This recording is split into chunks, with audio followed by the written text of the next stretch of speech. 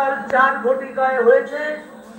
ইতিমধ্যেই আমরা রাউতগ্রাম ও কাইগ্রামের শেষ প্রান্ত অর্থাৎ কাইগ্রাম বাজার থেকে বেরিয়ে যাওয়ার যে রাস্তা, সেই রাস্তার শেষ প্রান্ত পর্যন্ত আমাদের এই যে তিরঙ্গা যাত্রার মিছিল, তিরঙ্গা যাত্রায় বন্দে মাতরম যে সঙ্গীত, সেই সঙ্গীতের যে গরিমা, সেই সঙ্গীত হচ্ছে আজ থেকে 150 বছর আগে 1875 সালে বঙ্কিমচন্দ্র চট্টোপাধ্যায় এই সঙ্গীতটি লিখেছিলেন। পরবর্তীকালে বিশ্বকবি রবীন্দ্রনাথ ঠাকুরের তত্ত্বাবধানে ওনার কণ্ঠে এই সঙ্গীতের সুরারোপিত হয়। তারপর থেকে বিগত 150 বছর ধরে ভারতবর্ষের প্রত্যেকটি রাজ্যের মানুষ তথা পশ্চিম বাংলার সমস্ত দলমত নির্বিশেষে সমস্ত রাজনৈতিক দলের কর্ণধার যারা আছেন, বিশেষ করে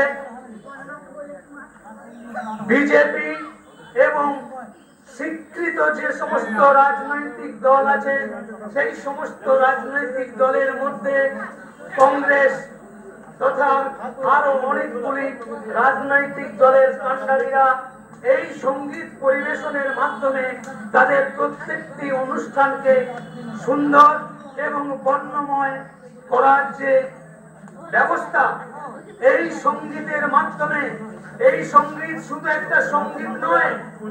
আপনারা অনেকেই ইতিহাস জানেন না। ইতিহাস আপনাদের জানা উচিত, যেহেতু আমরা, আপনারা এই ভারতবর্ষের স্থায়ী নাগরিক।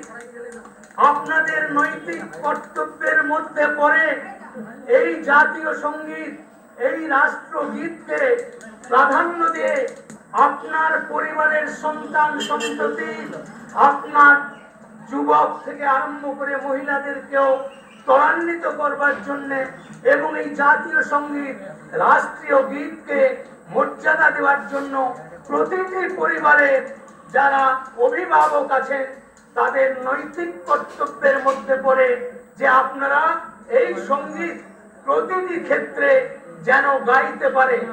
আপনারা শুনলে অবাক হয়ে যাবেন, এই সঙ্গীত রচনার পরবর্তীকালে 1875 সালে এই সঙ্গীত রচনা করেছেন। তখন থেকে ব্রিটিশ শাসনের যে মধ্যে দিয়ে